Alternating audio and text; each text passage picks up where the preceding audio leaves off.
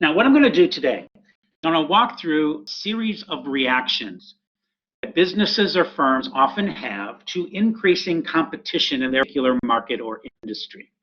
Right? And I want to distinguish between what I'm going to try to characterize as mostly good interventions, and I'm going to put a green light next to them, or try to highlight the text in green whenever I'm suggesting that this is kind of a good response on the part of firms. And whenever it sort of has a negative effect, and again, I'm measuring positivity and negatively largely in terms of economic efficiency effects. Is the market overall going to be better, or is the market overall going to be worse as a result of these different interventions or reactions by firms to increasing competition? Right, so we'll walk through. And then as you see here in this middle section, with entry barriers and government intervention, those two in particular are questionable. We could make some arguments about why they're bad for the market and for people involved in them. We can make some arguments for why it's a good thing to have these barriers or these interventions. And a lot of times, this is where we can agree to disagree sometimes, because people are going to have different opinions about usefulness, effectiveness of different types of interventions, if you will. And we want to recognize that those are out there, and also recognize at this stage in a principles class that a lot of these are still open for debate. There's no clear-cut winner in terms of what is the right set of policies to be implementing, or allowances to be things to be allowed for firms to do in order to get the best overall outcome for an economy or a society. So we'll look at these, and you can think more about this after this lecture and form your own opinions about what's appropriate policy and what's inappropriate policy. All right, so let's go forward. I'm going to walk through these different issues: product differentiation, process innovation, entry barriers, where we're talking about barriers to entry by new firms, government interventions of various sorts, and we're going to see a bunch of those discussed through the lecture today, and then illegal or unethical responses, something we've talked about already, but we'll reiterate it here tonight or here today as well. Okay, so let's start with product differentiation. What does it mean? It means you distinguish the characteristics of your good. In our buildup of the cost structure of a representative firm, we talked about brooms. And we said, okay, well, we're going to assume that in this perfectly competitive, or in this market, all the brooms are the same. Everybody's supplying exactly the same kind of broom. But really, you don't have to do that. You can change the color of your brooms, you can change the design, you can change the function, shape, use different materials. There's all sorts of different ways you can style and come up with different brooms. As an example, I just grabbed this off of Google Marketplace, or Google Shopping, and just typed in brooms, and you'll get a whole bunch of different brooms that you can purchase. And here you can see an angled broom, a straw broom, a plastic broom, all sorts of different types of brooms can come about. This is one way a firm can compete with its competitors who are also selling brooms. They can say, hey, look, our design is better. Look, our materials are better. The broom is going to last longer. There's all sorts of ways you can distinguish your product just a little bit from your competitors' products. And in doing that, you're actually creating just a little bit of a monopoly in that particular type of broom that you're producing. And that gives you a little bit of market power, a little bit of distinction from the others. And that's what firms will often do to try to improve their position in the marketplace. Now, they can also, secondly, distinguish the quality. They can change the materials that they're using in the construction of their product, make it longer lasting or more resilient. But, sometimes changing the quality doesn't mean you want to make, a really good quality all the time. I mean, sometimes people want something that's really cheap and simple to use, and you can throw it away if it breaks and you don't care about it. So people want qualities of goods at all sorts of different levels, and I'll give you an example in watches here. So a couple of slides down, here's another screen shot from watches. And look, you can see everything from a $199 watch at Walmart for a Samsung Galaxy watch to this one, which to me is absolutely ridiculous, a $444,000 watch that you can purchase Watches come in very different prices, very different qualities, very different materials that are being used in the production process. And this is a way in which you can compete in the watch market if you're a watch producer. Change the style, change the materials, and do better because of that. Okay? Now, one other thing that they do is to enhance the service. You think you go to the store, you're just getting a good, but you're getting more than a good oftentimes. If you purchase a computer, or you purchase electronics goods or an appliance, for example, when you purchase it from the store, they're going to say, hey, we can give you a warranty on it. Maybe we'll give you an extended warranty. And we're going to, if you pay just a little bit more, you're going to be able to also get servicing if it breaks down. We're going to give you helplines, and we're going to deliver it to you maybe. And we'll arrange for repairs. So there's all sorts of service additions to the product itself that can be offered by a merchant, a business, and they can use that to try to attract more customers to their particular market and to their particular products. All right, now, is this good or bad? Well, in general, I've got over here on the right, it's generally an acceptable practice because it's expanding the number of varieties, quality differentiated across different products. And that's going to allow consumers to actually find products that are more suitable to their particular needs.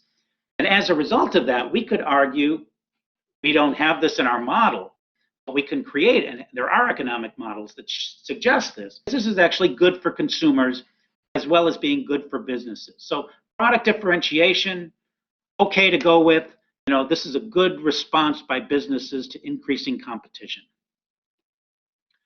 All right, next. Process innovation.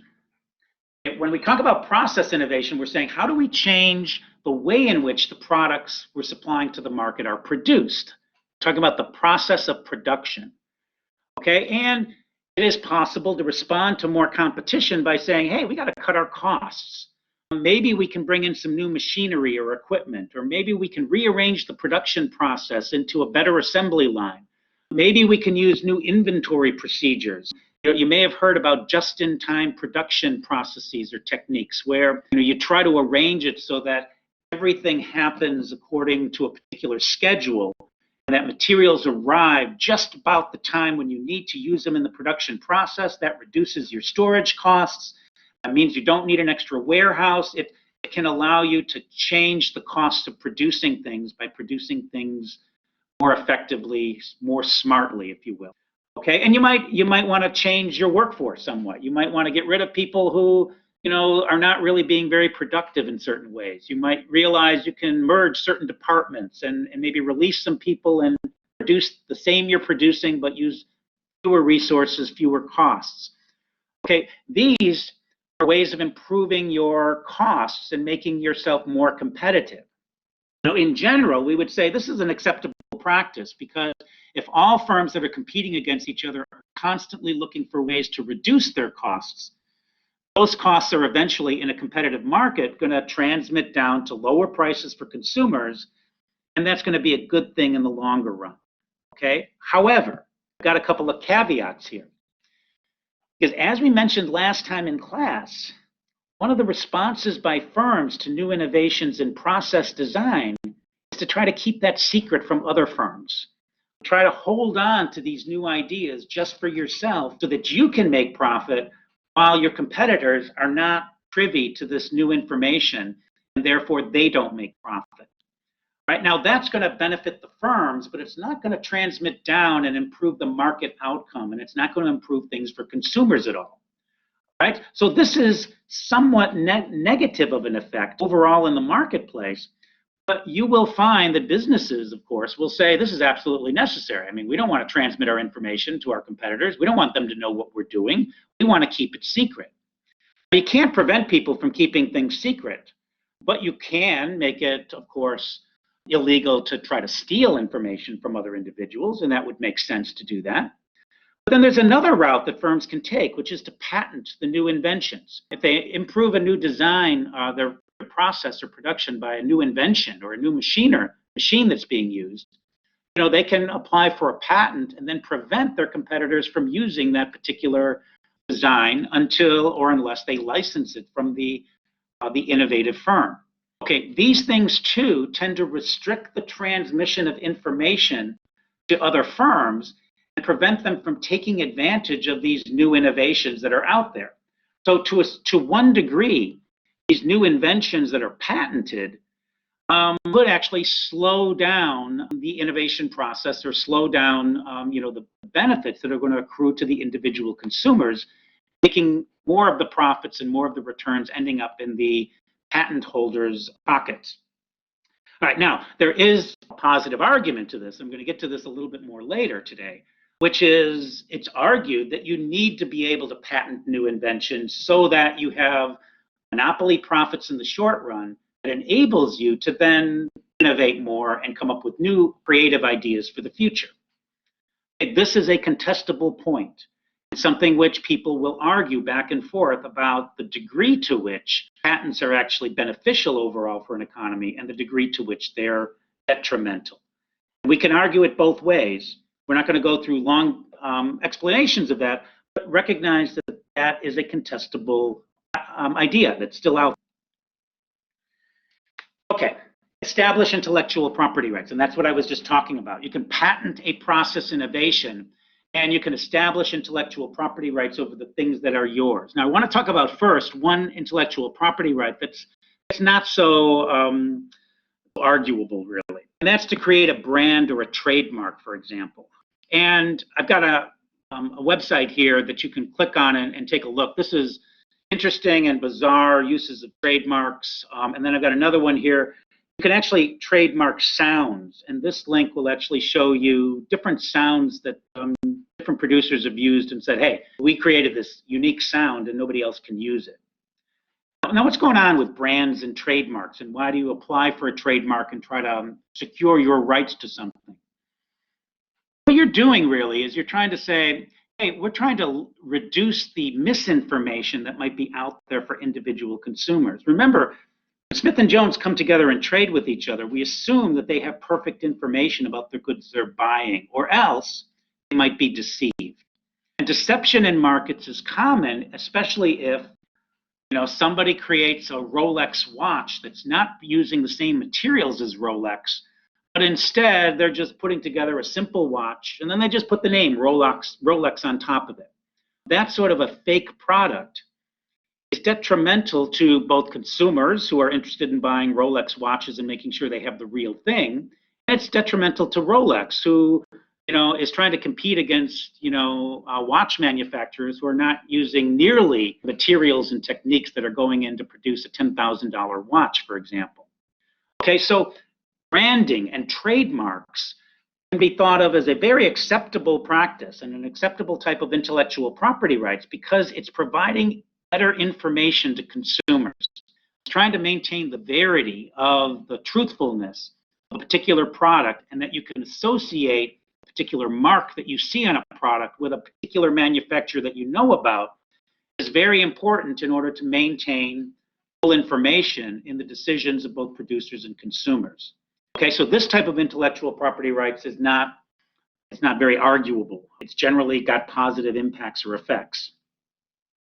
Here's an example, just a slide showing you different trademarked name brands in the foods market and the different manufacturers. And you might say, hey, there's a lot of competition in the soda market, for example, because look, you got Fanta and you got Fresca and you got Coca-Cola and you've got Sprite, and they're all competing against each other. But guess what? They're all Coca-Cola. Coca-Cola owns all of those different brands, and those are all Coca-Cola products. But then this soft drink is competing against, do I have other soft drinks somewhere? There must be PepsiCo. Okay, so Pepsi is also another group of soft drinks, and that's another company that also owns a bunch of brand names for different products, right? Okay, so sometimes we get the perception that there's a lot of competition in a particular industry, and there's really much less, because you've got one company that holds the trademarks of dozens or hundreds of different types of products. It's really just one company producing lots of products rather than many companies producing them independently. Okay, so be aware of that issue. It happens in hotels is a good example. I don't know if all of you know that a Sheraton and a Marriott and a W and a Westin, those are all the same hotel company. Seems like they're different firms, but they're not, because they've all consolidated in the past and they've all become one. And now we don't have just one hotel name like Holiday Inn. We've got hotel groups.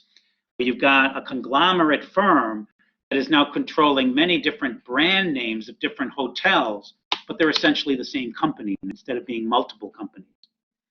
Now, just like in the foods market here, there's still lots and lots of different firms producing lots and lots of different products. Same thing in hotels.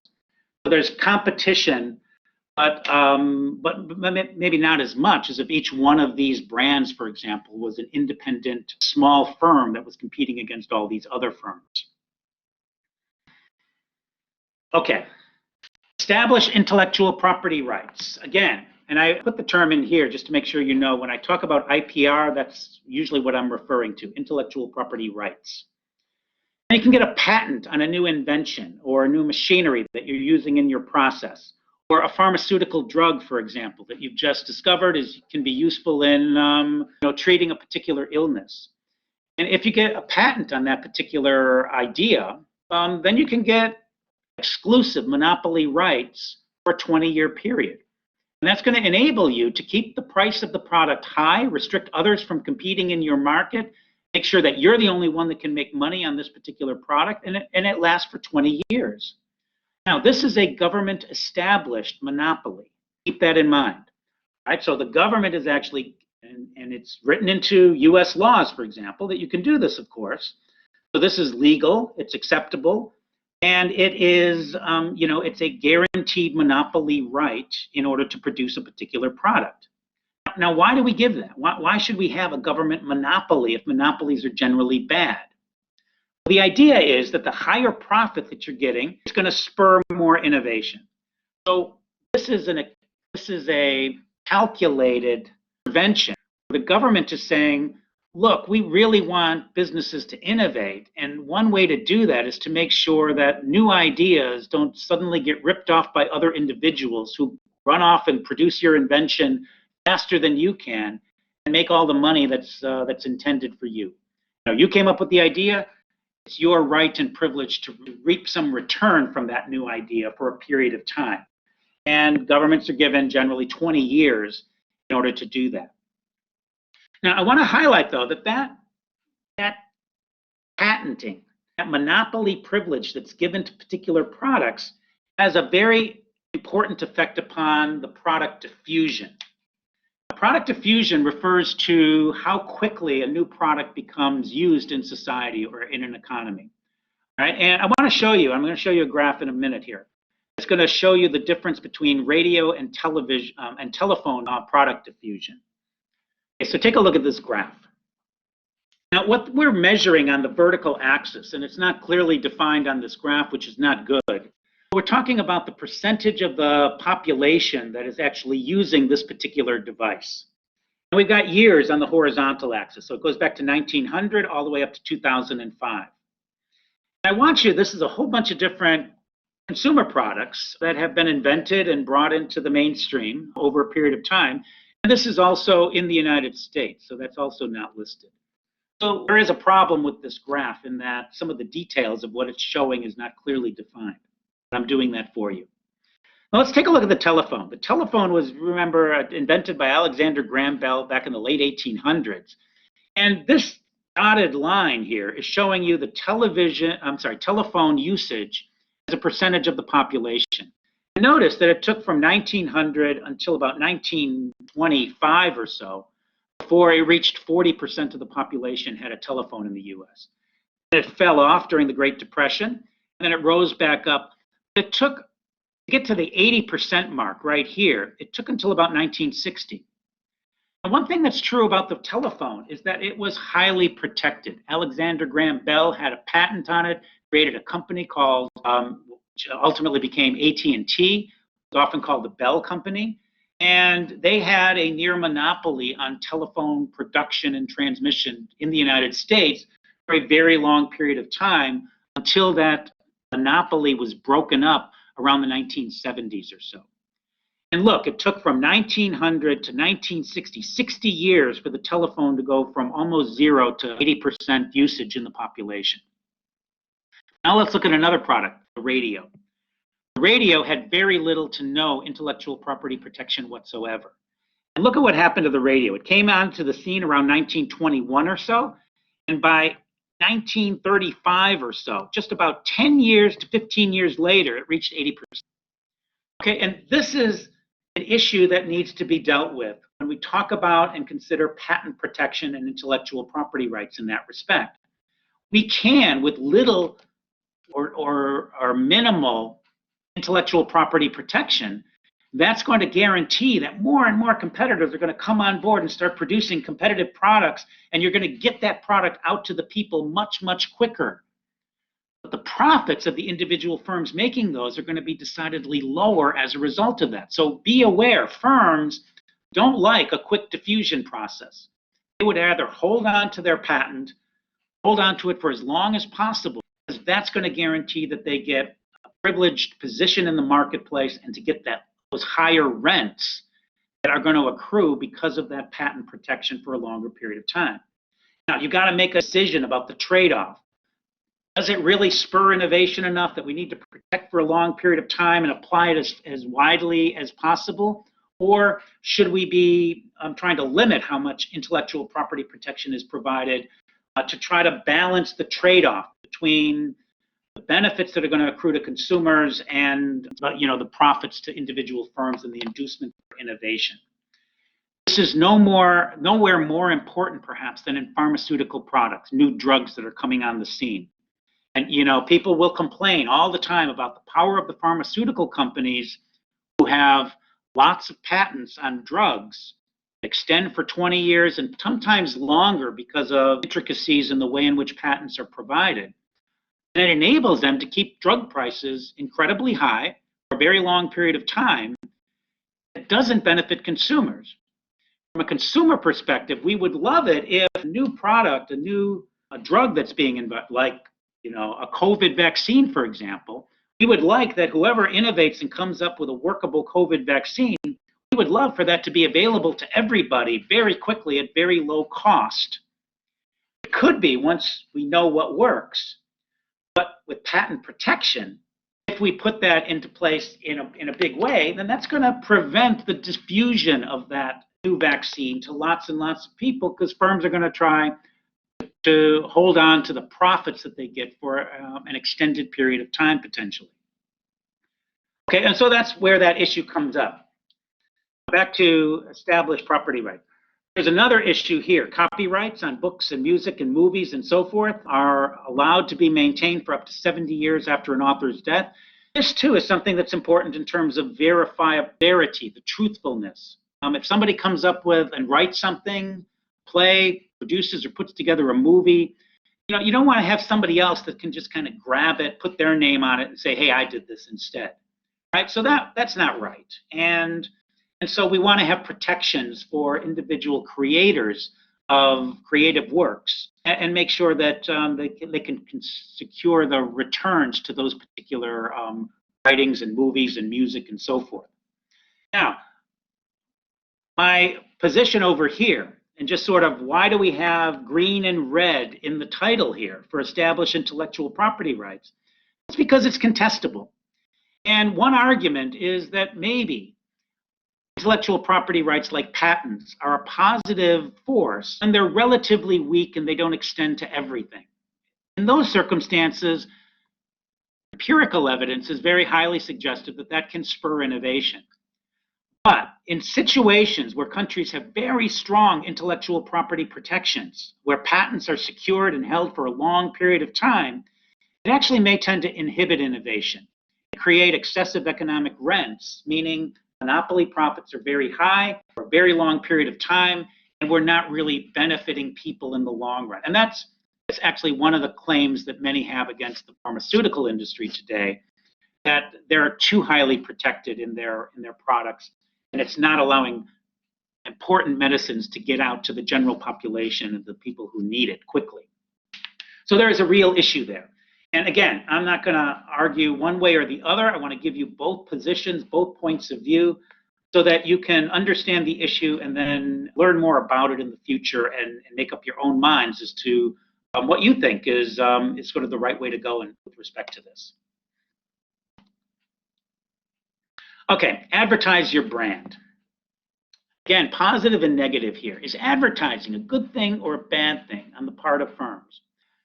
One thing that's a problem, perhaps, is that firms that advertise the most might be the firms that also have monopoly profits or rents. Because if you make a bunch of extra money because there's little competition, that enables you to secure that position for a longer period of time by being a big advertiser and getting your name out there, right? So there's a little bit of that aspect that maybe is negative about advertising. The positive aspect of advertising, though, is that it's giving consumers important information about the products. I mean, there's millions of products out there, right? And there's no way for any one person to know everything that's out there and know exactly how it fits into their utility function, even though we assume that's true in our simple model. Right? So how do we find out that information? Well, advertising gives us a way to learn what's out there, what the product is. Maybe we'll sample it when we go to the market next time. And it allows us to also develop reputations. Firms can then, provide good products and kind of build a business on the reputation of providing good products to their customers and advertise that particular claim over and over again so that people are aware and familiar with it. Okay, and that's not a bad thing. That's a good thing for the marketplace because it's providing better information for people. And that's an important consideration in markets. What are the cons? The cons are that, and what a lot of folks who are against advertising would claim, is that it's inducing people to buy what they don't want or need. It's really kind of trying to deceive people a little bit into thinking that this product is going to be wonderful for you and that you need it in your life. But really, a lot of people think, no, you don't really need it and it's not going to be so wonderful. Okay, and so they view advertising as being somewhat deceptive. Okay, and to the extent that advertising deceives people, there's a problem associated with that. Deception is not good for generating economic efficient outcomes, right? So we want to be aware that advertising can go too far. Okay, so I've got I want to show you a commercial for Trivago here. And it's going to illustrate the point that I'm trying to make here. It's quite the buffet at this hotel, isn't it? It really is. And so close to the stadium. I managed to book the last room for $150. I booked the last room a few months back. I booked the last room a week ago. I booked yesterday. One night, $99. What? How? Some hotel booking sites panic you into booking the last room, but they often don't have all the availability. Instead, use Trivago. Trivago will search for available rooms and compare hotel prices from hundreds of websites worldwide. At least I got the last ticket to the game. Me too. Hotel? Trivago. What the Trivago commercial is showing is they're suggesting that, if you've ever been on a hotel booking site, you're often going to see a claim basically next to each hotel room, and it'll say only one room left, only 2 rooms left at this price. Okay, and what the Trivago commercial is suggesting is that maybe that's not true. Maybe they actually have lots of rooms available, but they're just putting up, only 2 rooms left at this price, so as to scare you into thinking that if you don't book quickly, you're going to lose that cheap price and you're going to have to pay more. Okay, and that's one of those really subtle, simple ways. Let's say that's happening. Let's say that's exactly what's going on, because I don't know for sure. But that's what they're suggesting in this commercial. Okay, and if that's what's happening, then it is a small bit of deception that's being used to try to encourage more sales and thereby increase the profitability of those booking agencies, right? Okay, and that's where we get into this issue of whether your advertising is a good thing or a bad thing. If you're deceiving your customers in a certain way, even mildly, to try to get them to buy your product over others, we can't look at that and say, oh, that's an acceptable business practice. You're trying to deceive your customers into thinking and worrying that they're not going to be able to get a low price when they could, and that's what Trivago is suggesting. If you come with us and you don't have to worry about it, you're going to get the very best price. Okay, and that's their way of competing in the market by saying, hey, we're not playing any of these tricks. We're trying to offer you, by looking at lots of different websites, we're trying to offer you the best price that's available at any particular point in time. Right? And those kinds of issues are really the kind of interesting borderline cases where it's a little bit deceptive, maybe if you're advertising that way, only 2 rooms left. But you can also come up with ways where it's technically correct. You could create, like the airlines do, different classes of hotel rooms. You can say, well, this is booking class Q, And then we've got booking class number W, and we've got booking. So under booking class Q, we only have 2 rooms left. So that's true. But you could also book under class W, which will give you the same price, or or 10 cents more. So you can kind of manipulate your prices in a way so that you're truthful, but you're still at the same time kind of deceiving people a little bit and trying to promote them to buy something what maybe they don't need to buy so quickly, right? They haven't had enough time to think about it.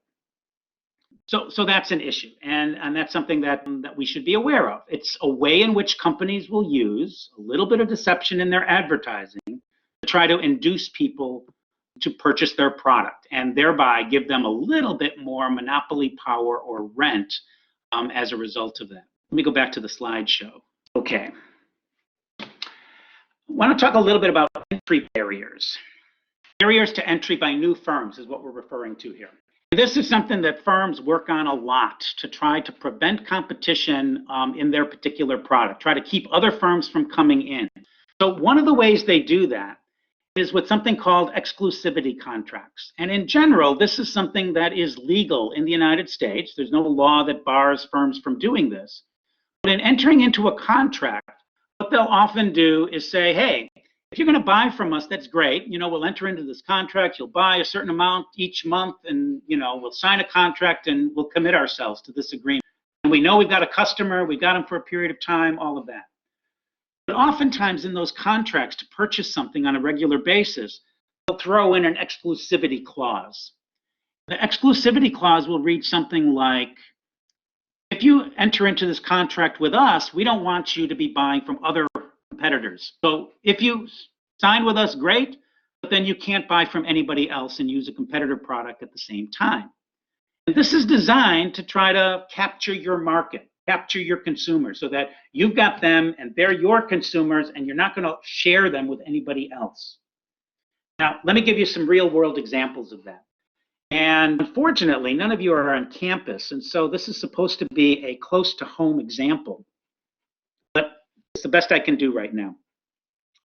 So in the Elliott School building, which is where this class would meet if we were meeting in person, there is a Starbucks on the corner. Okay, so in the ESIA building, there is a Starbucks on the corner. Now that Starbucks is operating in a space that's owned by GW. And so Starbucks had to enter into with GW to a contract that basically, it's probably a lease. They have leased that space for, I don't know, 5 years or 10 years. I don't know what the term is. But as a part of the contract with Starbucks, Starbucks wanted an exclusivity clause in that contract. And what the clause says is nobody can sell coffee in the Elliott School building except for that Starbucks. All right. Now that's not a big deal, right? And if you're a merchant like or a landlord like GW, and Starbucks says they want this exclusivity, it's like, okay, no big deal. We'll sign it in and we'll let you come in because people want Starbucks, right? But next to the Starbucks, there is a dry cleaners, and they also sell some small items that like you might find in a 7-Eleven, for example. But before Starbucks entered and was actually operating there in the early stages, that little shop sold coffee. But once Starbucks went in, that little shop can't sell coffee anymore because of the exclusivity agreement. Now, how does that affect Starbucks? Let me just explain. So as a result, if you go to Starbucks, sometimes there's a line, right? And you have to wait a few minutes before you're going to get your order taken and you're going to get your coffee. Okay. Well, let's suppose you're standing in line and that line extends out the door and you're next to that little store and that store actually happens to have coffee as well, and that's what you're looking for. You might say, hey, I don't want to wait in line at Starbucks. I'm going to go next door and I'm going to buy the coffee instead. Okay, and maybe Starbucks would lose 3 or 4 customers a week because of their lines and because of that ability to buy at the place next door. But if they put the exclusivity agreement in, then that store can't sell coffee. Starbucks is going to get maybe 4 extra customers during the week. No big deal, right? But take that Starbucks and say multiply it by 10,000 establishments across the world, each of which have an exclusivity contract where they are, and each individual firm now saving 4 extra customers, and I'm making up these numbers, and then Starbucks is making a bunch extra money just because of that little bit of exclusivity that they're including. Now, This is not a huge reduction in competition. If I want another coffee and I'm by Starbucks, I can go around the corner and there's actually a 7-Eleven and they sell coffee, but they're in another building, so they're allowed to operate there. The point here is that that sort of exclusivity contract is done by the businesses because they're just trying to choke off just a little bit of competition as best they can in every circumstance that they can. And that's an example of how it operates. And that's one example of hundreds of thousands of examples like that in contracts that are written every day to try to give a producer or supplier of a product a little bit of an edge in the marketplace. Another example, GW soda machines. You walk around campus at GW, which I know most of you can't, but if you did, you will find in some buildings there will be soda machines. And I don't know if this is still true, but at one time, GW soda machines were all filled with Coca-Cola products. Well, when Coca-Cola signs up with GW and says, we're going to supply Coca-Cola to your vending machines, they require an exclusivity clause. And that exclusivity says you can't have other vending machines that are selling Pepsi products, for example. We're not going to allow it. So if you want to sign with us, great. But if you do, we're going to want you to limit it to just our products, in your halls. Now, again, this is not a huge reduction in competition because you can go to some of the stores, that are in the neighborhood and you can buy Pepsi products there easily. Okay, so these are, again, small but noticeable restrictions on competition that firms feel are absolutely necessary in order to maintain their business. Maybe they are, maybe they're not. That's why I've got it in red and green. You could look at those and say, oh, this is kind of underhanded ways of firms to reduce competition. Or you could say, well, this is just a way in which firms can get a little bit of an edge over the competition. It's not a big deal and we should just ignore it. You could go either way on it. We talk about the second comment here, non-compete clauses. This is something that's also big in businesses. Let's say you're an employee in a business and you work there for 5 years and you learn all about how the business runs. Now, you quit that job. You might go somewhere else, maybe because you're now skilled in that particular industry. You go somewhere else and you find a job and you say, hey, I know a whole bunch about this business and I've learned it from this other organization. Well, guess what? The organization that you just left may have had you sign a non-compete clause. That non-compete clause might prevent you from actually being employed in another comparable business for a period of time. Sometimes it's a year. And that restricts you from taking your ideas and knowledge and applying it somewhere else. What are they trying to do? They're trying to keep the secrets of their individual firm protected, to try to make sure that they can maintain their monopoly power just a little bit and prevent employees from going off, opening up competing businesses and competing against their particular business. Now, again, with respect to all of these, businesses will say it's an absolute necessity. We've got to have the ability to do these things. But from an economics perspective, we should just be aware that what firms are doing, what businesses are asking for, is the ability to have monopoly privileges just a little bit in order to give them a slight edge over their competition. And that's what these things do. They prevent competition from running rampant. But preventing competition from running rampant means prices are a little bit higher and profits are a little bit higher for these individual firms that have these exclusivity contracts and non-compete clauses. So it's a mixed bag again. Hard to evaluate, hard to know whether these are good or bad. They've got good aspects to them, they've got bad aspects to them. We've got to weigh the balance between them and making policy decisions about whether they should be allowable, favorably viewed upon, or not. That's something that you can think about and decide on your own. Next issue, mergers and acquisitions. Big business. Lots of people making lots of money, especially lawyers, on mergers and acquisitions, firms coming together and buying up competitor firms. Now, in general, that is a direct reduction in competition. If you buy the competitor firms, you're reducing competition and you're getting an edge up in the marketplace. You're consolidating, you're getting more monopoly power. What's the positive and what's the negative here? The positive argument on mergers, the green part, is going to be that this is actually going to enable firms to reduce their costs of production. By bringing ideas from competitor firms together, They're going to get better ideas. They're going to be able to lower their costs of production. And this in time is going to spread out to consumers, and consumers are going to get lower prices. That's true, perhaps, if there is continuing competition down the road for these particular firms. But if you've acquired firms so as to restrict competition, then you're going to be able to lower your output to the market, raise up your price like a monopolist would do, and actually generate more monopoly rents, we call them, for the individual firms. So it's going to be a way in which you can take advantage of your position in the marketplace by buying up those competitor firms. Now, let me give you another specific GW example about this. We are all now talking through this platform called Blackboard. Okay, well, back in the early days of the internet, I'm going to say around 1995 or so, GW came up with a program. They called the program Prometheus. Now, Prometheus was a program that was designed to enable professors to do things like put a syllabus on the internet so that their students could see the syllabus, or maybe post some old exams so that students could get access to the old exams, or maybe put up some information and schedule about what was coming up in the semester.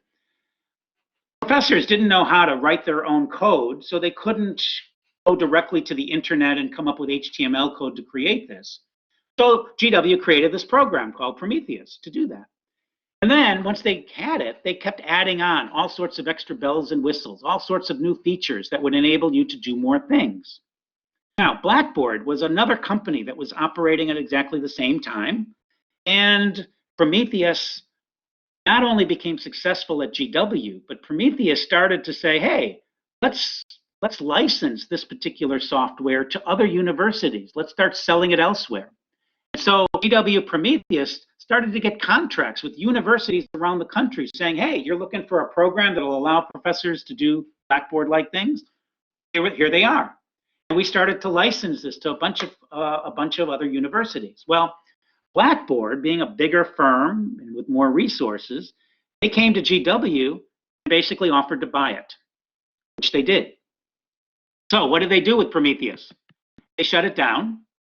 And they absorbed the employees who were working on Prometheus. Now, I was a user of Prometheus at the time. When Blackboard came along, I will tell you, Prometheus was a much better product than Blackboard was at the time. Now, Blackboard did not take Prometheus and turn everything that they did into a Blackboard product, not initially. So in the immediate aftermath of Blackboard taking over Prometheus, things got worse. It was not a better product. But what Blackboard was doing was restricting the competition, restricting especially an innovative new competitor from going out and becoming the Blackboard of the world, right? And by doing that, they held on to their profits. They were able to become a more dominant player in the marketplace and industry, and to get a little bit more monopoly power as a result of that. So that's how we will see kind of mergers and acquisitions work in the real world. Okay, now I want to show you that there's a couple of different ways to merge with other firms. I just want to draw the distinction between horizontal mergers, which means that's the story I just told you, Blackboard buying Prometheus. They're both providing the same product to their customers, and one firm is buying out another that's selling an identical or very closely identical product. That's a horizontal merger. A vertical merger is saying, hey, there's a big production process where, we produce iron ore at first, and then we turn that into steel, and then we take the steel and we produce refrigerators with it and so forth.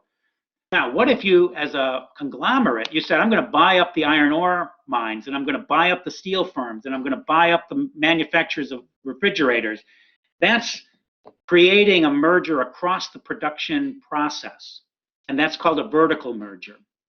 Okay, in terms of reducing competition, the one that's worse would have to be horizontal mergers. That's buying out direct competitors. So as an example, here's a Disney chart.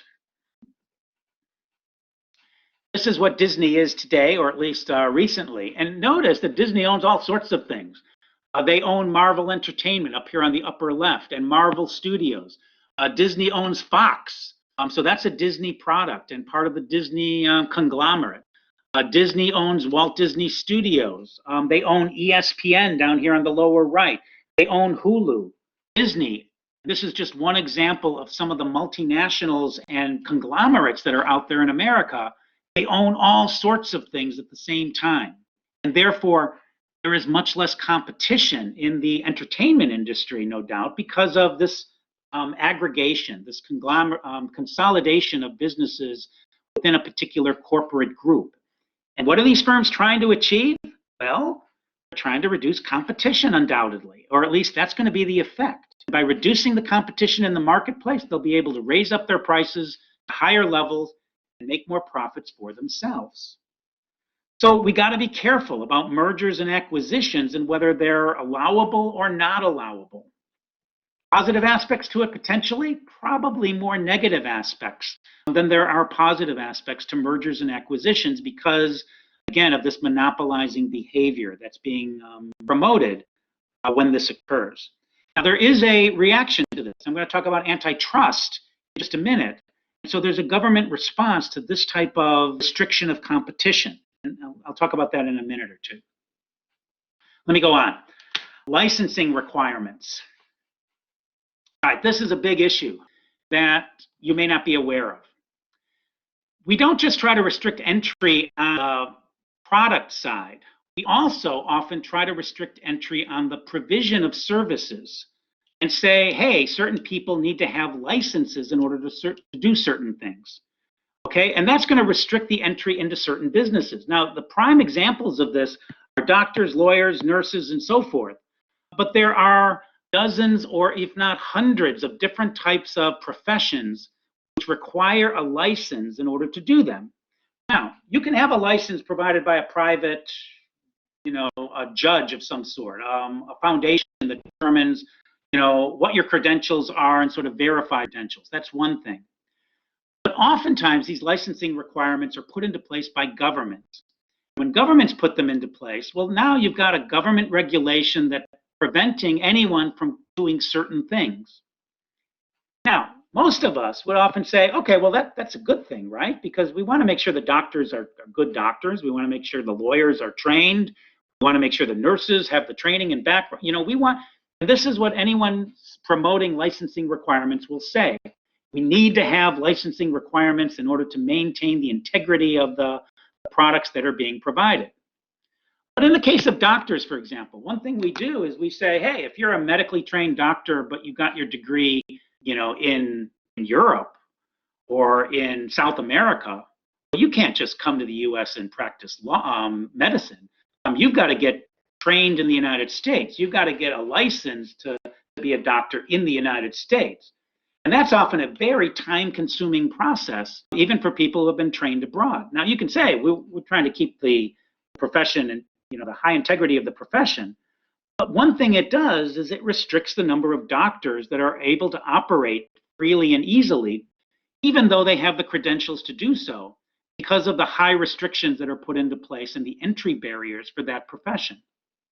There's an example in the readings down here. If you read this, I think, and there might be something else I referred to in the notes. Nurses are often restricted. Oh, I know, it's in the readings. There are 4 extra readings in the folder for today's lecture. Read those. And one of them talks about how nurses are regulated and can't prescribe certain medicines, even though they're very highly trained and should perfectly be allowed to do that in certain circumstances. But they're not because of government restrictions that prevent them from doing so and force it to be done by doctors instead of nurses themselves. Taxi medallions. A medallion is it's a medallion that you needed in New York, for example, and in Boston and some other major cities in order to operate a taxi cab. Those medallions enabled government to restrict the number of cabs that were in service at any one time. And by doing that, it raised up the profitability of taxi services. Well, all of that was true until the likes of Uber came along. And when Uber came along, offering competition in that particular market, well, all hell broke loose, so to speak, in the taxi industry. And the holders of medallions have been extremely upset and have used all sorts of means and methods to try to prevent Uber and Lyft and others from operating in their jurisdictions because they had a controlled monopoly that was allowed and enabled because of government regulation that required medallions to be used in order to have a legitimate taxi service. Now, in this article here, it's got a bunch of, again, it's occupations requiring licenses, and it's got some weird examples of where licenses are required. So one funny one or strange one is hair shampooers in Tennessee. Okay, if you're shampooing someone's hair in a beauty salon, for example, and you're just the shampooer, you're not given haircuts or you're not doing anything like that, it requires that you get up to 70 days of training, you have to take 2 exams, and you have to pay $140 fees just to be a licensed hair shampooer in Tennessee. And if you're not, you could be fined and you could be punished by law because of that. You know, look at things like that and ask yourself, is this a good law? Is this a bad law? Who's this really protecting? Is it protecting consumers like they say, or is it giving monopoly privileges to hair shampooers so that they can keep competitors out of business? Those that have gone through the training then are in the club. Those who have not are outside. And you're going to be able to limit and thereby raise the prices that you pay to these folks for their services because of a lack of competition. Governments intervene in all sorts of ways that restrict or inhibit competition. One way they do that is with import tariffs, which is something we're going to talk about in another week, next week, I think. Okay, and one thing that an import tariff does is it reduces competition from firms abroad, right? And that's one reason why firms that compete with imports like to have import tariffs, because it's actually it's increasing their monopoly power in a particular marketplace. More on that later. Regulations. In the readings for this week, there's an article about Airbnb, and there's some articles you might find about food trucks provisions, another phenomenon that's come up or crept up in US cities in the last 10 years or so. Food trucks, Airbnb, Uber, these are all examples of innovations that have come about that enable more competition in the restaurant industry, in the hotel industry, and in taxi industry, right?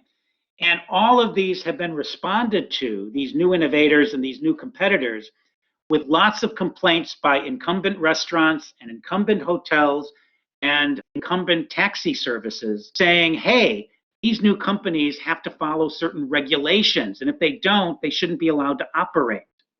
So for example, in many cities, you've got restrictions for restaurants that say they have to have a washroom, a bathroom available for their customers.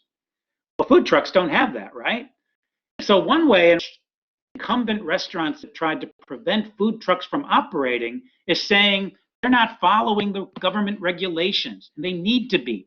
They don't have restrooms, so therefore they shouldn't be allowed to. What's that about? That's about the incumbent restaurants trying to restrict competition in their particular industry. They're being hurt because of the competition, obviously. So if they're looking up and finding all sorts of laws that are on the books from the past and saying, hey, we got to enforce those laws. Same thing's happening with Airbnb in terms of occupancy requirements. And there's an article that's posted about new regulations in New York that came about a year or two ago, restricting the ability for Airbnbs to operate and prevent them from thereby competing with New York businesses. These are examples of government stepping in favor of businesses, but they work against the consumers in that particular case because they're promoting more monopolization, monopoly power on the part of the businesses, and restricting freedom of individuals to purchase products that they want. Now, there's some other things that go on in markets. There's a lot of illegal or unethical behavior that's pretty obvious. It's red here because it's clearly inappropriate in markets. Coercion. One way to keep competitors out of your business is to threaten them with violence. This is something that happens all the time by mafia organizations. You've seen movies, read about mafias operating, liquor businesses and other sorts of questionable activities, perhaps. But they also don't want to face competition, and they're willing to use violence against potential competitors to try to keep out the competitors. That's not a good way to do business. That's not free markets. That's not what any economics thing is suggesting about, right? Okay, so coercion is just a bad idea, but it's something that does happen in certain circumstances. You could also spread false information about your competition. Okay, so I want to show you a Bill Nye Chromebook ad here real quick and just talk about this briefly. And this is one of these ads which it's kind of stretching the limits here of what should be allowed or what should not be allowed. And I think you can go either way on this particular ad.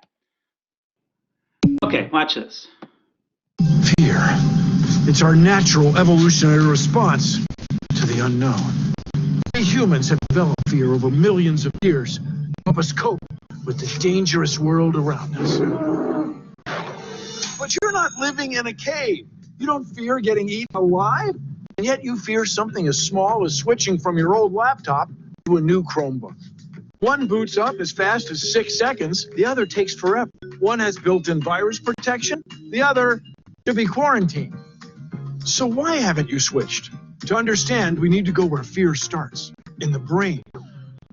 You want to switch to Chromebook, but your amygdala is saying, I'm scared, while your prefrontal cortex is saying, but you need a new laptop.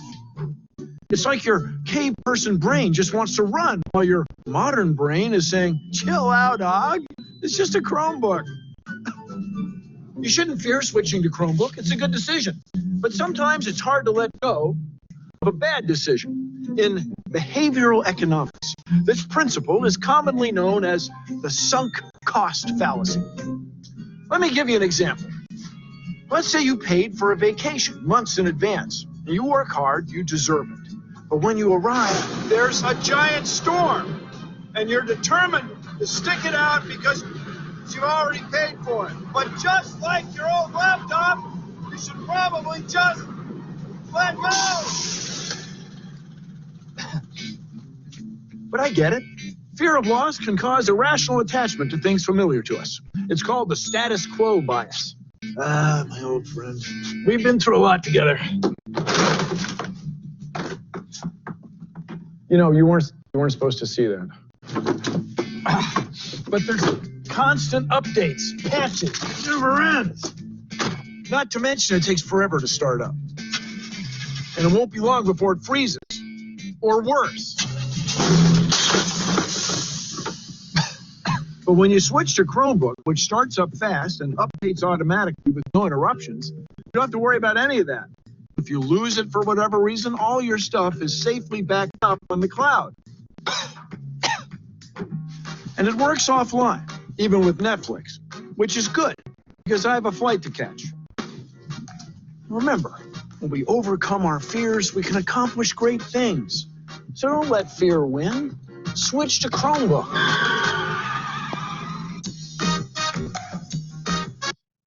You know, what that ad is suggesting is, of course, you could figure out who they're referring to with the negative comments. They're referring to Windows, Microsoft, and so forth. And, you know, you saw the license plate on the car. It didn't say Windows, a little bit different. And so they can get around. They don't actually say Windows. They never say Microsoft. But you know full well who they're referring to and who they're kind of dissing as in the commercial. Now, this is an example where they're sharing information about a competitor product, and they're saying, hey, this competitor is not very good. You should use us instead. Now, that's a questionable kind of activity, right? Because you got to ask, is it okay to really sort of talk negatively about your opponent and say, hey, this is a bad product, you don't want to use it? Now, they can get around it, and their lawyers have no doubt told them, as long as you don't mention Microsoft, as long as you don't say Windows explicitly, then you're not really libeling, you're not spreading false information potentially about your competitor. But that's exactly what they're trying to do. They're trying to switch consumers over to their product instead of another product.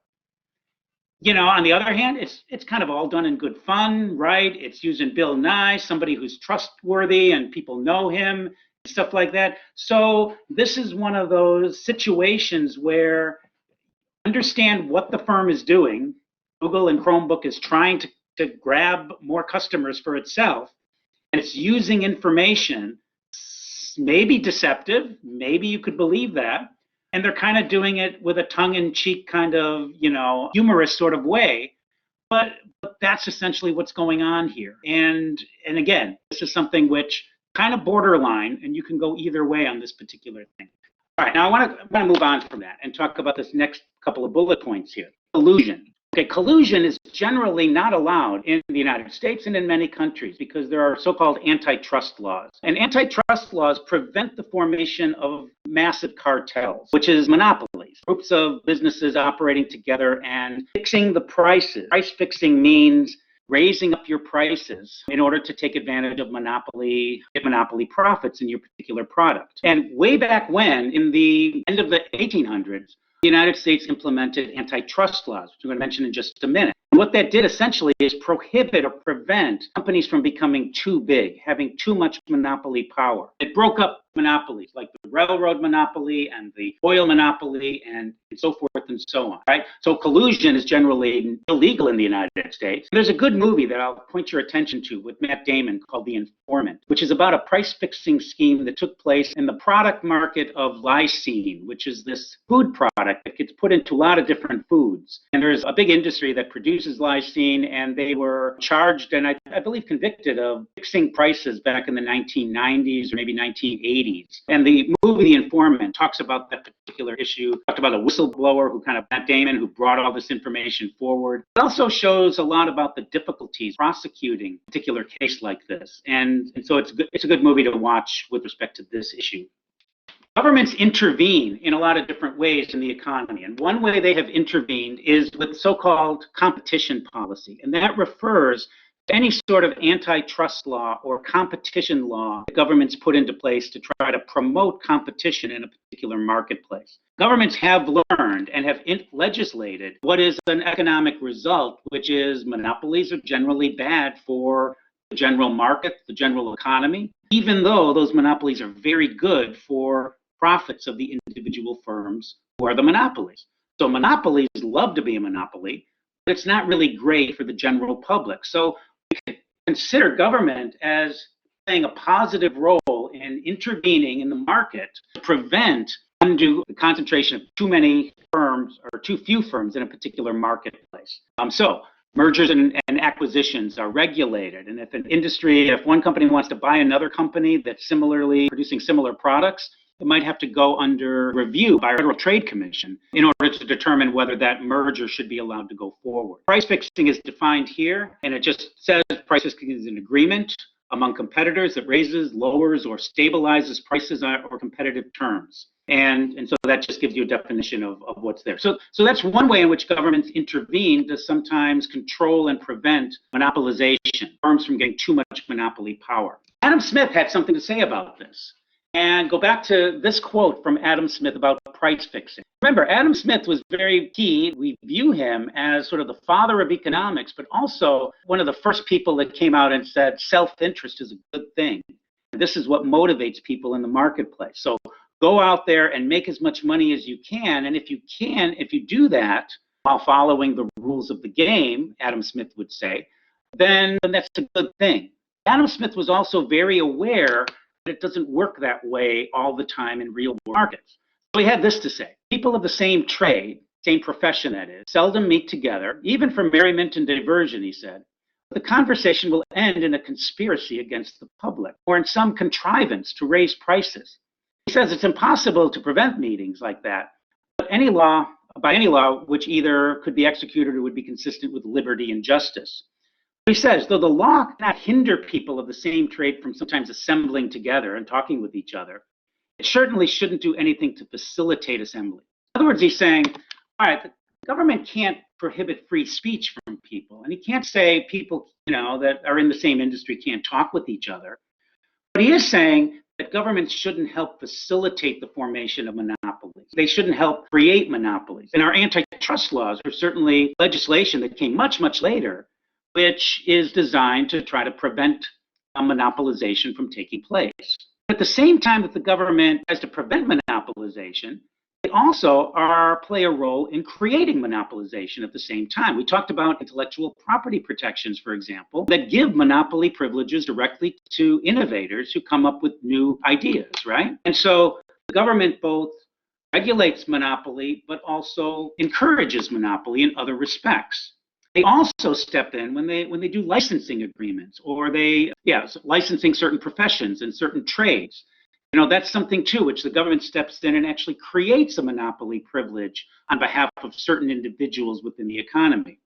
The government works in both ways on this particular issue. Now, there is also, and this is green, remember, so green means this is a positive intervention from the viewpoint of economic efficiency, which is our measurement tool, if you will. So the other thing the government does is they regulate natural monopolies. The best example of that is electricity and natural gas. These are two products which have a natural tendency to be a monopoly. It's much cheaper to produce electricity for an entire area with one firm than it is to have lots and lots of different electricity power stations located in an area, each running their own power lines to individual residences. Costs of doing that are enormously high. And so what we do instead of breaking it up and creating competition is we say, okay, we're going to allow electricity provision in an area to be a monopoly, but the government steps in and regulates it. What that means essentially is this second bullet point here, which is they force pricing to be closer to what would prevail in perfect competition. And that's another way in which we try to manufacture, if you will, or regulate a more competitive outcome in a particular market,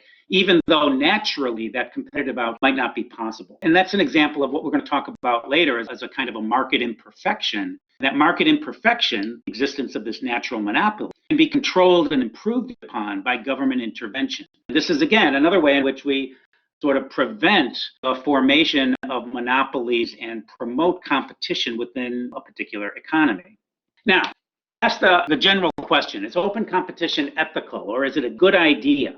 First of all, I would say yes, because our argument would be in economics that market welfare is maximized. I want to highlight again that the way we're measuring what's good or bad for an economy is by adding up benefits and the losses that accrue to different groups as a result of different outcomes, different competitive situations or market situations, different now public policies or government policies that might be implemented. We're using as our measurement stick economic efficiency. This is a utilitarian notion of ethics, basically saying we should measure the happiness that accrues as a result of the production of goods and services in the economy and its distribution. And we should try to get the biggest pie, basically, that we can eat and we can consume because that generates well-being to the community. Now, again, as I mentioned long ago, this may not be the only thing that matters to people, but it is an important element of human happiness. And so we can look at, from an economics perspective, how we might promote the sum total well-being that's accruing because of the consumption of goods and services within an economy. If we do that, then anything that increases economic efficiency is actually working in favor of total market well-being or welfare, even though that promotion of economic efficiency might hurt or injure some participants within that economy, right? But the benefits that accrue when we move to a more efficient system are going to exceed the losses that will accrue to others. That's certainly the case when we're talking about monopolization. Remember, as firms try to monopolize, they become better off. They hurt more people nationally, and those losses are going to greatly exceed the benefits that are going to accrue to the individual firm. And that's what's bad, if you will, about monopolization. Another argument, is open competition ethical? Yes, to the extent that it promotes freedom to choose. And in fact, this is one of Milton Friedman's books, called his book Free to Choose. And he argued that freer markets are actually giving consumers more ability to choose a variety of goods and to get products that are closer to what it is they actually want. It's not making dictates from the government, if you will, to say, oh, you should consume this or you should consume that. Freer market is leaving the choices up to the individuals themselves. And whatever the individuals want is what firms should arise to provide those particular wants and needs. So for example, consumers have shown clearly that they want services like Uber and Airbnb and food trucks in their community. The incumbent businesses are adamant that these are upsetting their normal way of life. It's upsetting their profits. And they have looked to all sorts of different ways to try to shut down or irritate or obstruct the provision of new ideas and new services that are being provided by the likes of Uber, Lyft, Airbnb, the food trucks, and so forth. Okay, there's some readings in Monday's section. They're going to give you some more information about the ways in which incumbent businesses have tried to kind of mess with the new businesses that are coming in and try to obstruct or prevent them from getting a foothold in their particular market. Now, that behavior is reasonable because they are losing those incumbent businesses. From the vantage point of, say, public policy or your average American citizen, what we should probably want if we care about overall well-being to the population everywhere, we should probably want to promote competition instead. It's opening up more choices, giving more freedom to individuals, giving freedom to the Ubers and the Airbnbs and the new businesses to do what they want and to enter into new markets. And these are the good things that come from competition. I want to talk a little bit about income, equality or inequality, depending on which vantage point you want to take. Competition is going to reduce the concentration of income or wealth in the hands of a few owners. You remember, monopolization. If firms can monopolize, their profits are going to go up and they're going to earn what we call economic rents. Those rents can be sizable, they can be enormous, and it is what is going to generate very, very high incomes potentially of people within an economy. Now, there is a good article that I have asked you to read in that collection of extra side articles. And it's an article by Peter Thiel, who is the founder of PayPal, and he's one of the high-tech gurus, folks in Silicon Valley. He wrote an article that's called "Competition is for Losers." It's a great article because he highlights exactly how a perfectly competitive market is thought to work and what I've been teaching you over the past couple of weeks or so. What he's doing is he's looking at it from the perspective of a business owner. In particular, think about it as a young person like yourself who's thinking about getting into business and hopes to become wealthy someday. How do you do that? Well, he's saying that what you don't want to do is you don't want to get into a competitive industry. And he talks about the restaurant industry, for example, and he says, oh, you could get into the restaurant industry and say, okay, I'm going to open up a restaurant, I'm going to become wealthy. He said, well, probably you're not, because there's lots of competition in the restaurant industry. This is pre-COVID, of course. There's lots of competition in the restaurant industry, and yeah, you make a little bit of money, but you're going to work really hard, and you're not going to make that much more than you would somewhere else. That's because the restaurant industry is very competitive. So what does he say you need to do to make a lot of money? He says you want to have a monopoly. You want to get as much restrictiveness in your market. You want to be in a market where you're the sole producer. So you want to get into a market where you can get intellectual property protections on certain things or get certain patents. Those are the industries where you're going to make a lot of money. There's monopolization. He's absolutely right. So from the business perspective, that is what you would want. And those are the kinds of things that would also correlate well with, say, stock market behavior and how well the stock market is doing. So if there's lots of big corporate firms or the makers of the indexes in the stock market, for example, if all of those can claim more and more monopoly profits, the stock market is going to boom because they're making a lot more money. But that stock market booming doesn't mean the economy is doing better overall. It only means that the rich are getting richer and the poorer people are lagging behind, as always or as before. All right. So now Stiglitz has been writing a lot. Joseph Stiglitz, and you were introduced to him in the early stage of this course. Stiglitz has been writing a lot lately about how this is really the main factor behind the rising inequality that we're seeing in the American economy and internationally as well. Why are the rich getting so rich and the poor seemingly stagnating behind? Stiglitz's article is also one of the ones I'm asking you to read, is arguing that it is really because firms are becoming bigger monopolies. They're getting monopoly power more and more.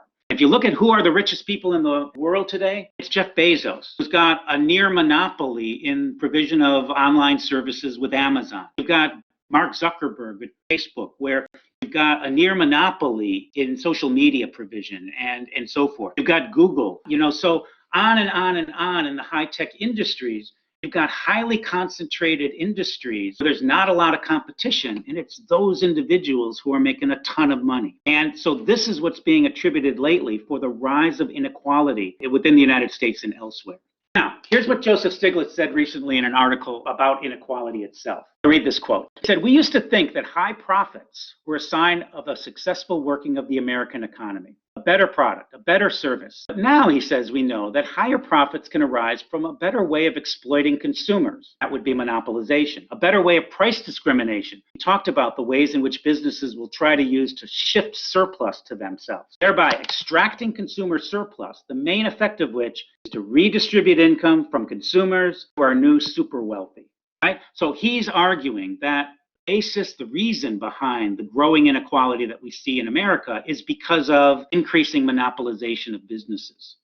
Now, just as an aside, I want to throw out, there's two ways to respond to that. One way to respond to that is to try to inhibit monopolization, to try to prevent monopolies from taking place. And one example of that is Google has recently been charged by the Justice Department with unfair practices. They're not trying to break up Google as a monopoly. They are trying to sort of regulate what Google is allowed to do. And one of the things they've done is to have tied their browser. The Google Chrome browser, for example, is on Apple phones, but other browsers are not allowed. So it's kind of like a non-compete clause that's been thrown in order for Apple to use Google Chrome on their phones. And they're saying that's an unfair business practice, and that's contributing to their monopoly power in the industry. Okay, so that's one way to regulate a monopoly, is to try to prevent monopolies from taking place. The other way is what is often a suggested response to inequality, which is, okay, well, let the rich make their money however they will, but then let's tax their income. Let's take money away from the rich, redistribute from the rich and give it to the poorer folks. Then that's not controlling the underlying problem with the economy. Saying, well, let's let the problem continue, but let's redistribute after the fact and take money away from the very wealthy and give it to the poor people. That's a second way in which you can try to solve the so-called problem of inequality. But be aware that inequality issue is out there, and it is motivating an awful lot of people's decisions about economics and politics today. So it's something worth knowing about and watching. Now, Joe Stiglitz isn't new in thinking that high profit and monopolization is a problem. Almost everything can go back to Adam Smith saying something wise about a particular issue. And here's what he had to say about high profit. Now, remember, Adam Smith is the guy who's constantly pointed to as saying he's the one who's saying greed is good. He's the one saying self-interest is great. So wouldn't he also be in favor of high profit on the part of companies, because that would be a good sign? Answer, no. Adam Smith said the following: the rate of profit does not, rent and wages, rise with the prosperity of a country or society and fall with the declination of society. He says, on the contrary, profit is always low in rich countries, and high profit is always high in poor countries. And he says further, it's always the highest in the countries which are going fastest to ruin. Adam Smith was incredibly concerned about monopoly power in business. He saw that as a drag on the successfulness of an economy. So he was arguing profit is not always a sign of success. We should be careful. Where does that profit come from? It's going to come oftentimes because there's a lack of competition within a particular industry. Now, notice he says the opposite about rent and wages. And rents, he's talking about land rents here, not the monopoly rents like I was talking about earlier. So there's a little bit, rent is used in different ways. You have to be careful with that term. He's saying wages are different. When wages rise, that's good for the economy. When wages fall, that's good for the economy. But notice, we're not really measuring wage increases or decreases as the sign of prosperity for our economy. We're mostly following the stock market. The stock market is more of a measurement of the rate of profit of companies, not whether the society or the economy is generally doing well for everybody. And that's why stock market rises. Yeah, that may be good, but it may be good mostly for those who are already wealthy rather than those at the lower ends of the income distribution. Right? And so this is an issue that goes way back. Adam Smith was well aware of it back in the 1700s. Now, Adam Smith was more concerned about guilds and regulations or licensing restrictions that prevented individuals from freely engaging in certain trades. That was a big deal then. It continues to be an issue today, as I pointed out earlier, with the licensing agreements and regulations that governments have put into place oftentimes. I'll have a couple of other issues. So is open competition ethical? Yes. Competition may promote product and process innovation. We talked about that earlier. That's a good thing. But process and product innovation, especially process innovation, is only good for the economy or society overall if that information is shared. Maybe not in the first year or two. So it's okay to maybe have some monopoly profits in the short run. Maybe some weak intellectual property protection would be good in order to stimulate that innovative process. Ultimately, it would be best for the general public. The new knowledge and information is shared as quickly and as widely as possible, because that's what's going to bring prices for goods down. Bear in mind, one of the big international issues we're arguing or discussing about has to do with trade with China. One thing we've been arguing about China is that they have been engaged in kind of forcing companies in the US to share their knowledge about their production processes with them, and sort of saying, if you want to operate in China, you're going to have to let us have access to your knowledge so that, we can take advantage of that, if you will. Now, America is saying that's a bad thing. We don't want that to happen. And that would be true if you're in a business that's competing with China in a particular area. But it's not generally true if you're an average American consumer of a particular good. Because if you're a consumer of a good, you would like knowledge to be shared, process innovations to be shared as widely as possible, even with China, let them start producing the good as cheaply as they can. We're going to be able to buy up those products at lower prices. It's going to be good for the average person to the extent that that knowledge is shared more widely, okay, rather than protected strongly, which is what the U.S. government and U.S. firms are largely promoting with respect to our trade relations with China. Now, the best outcome we show is in perfect competition.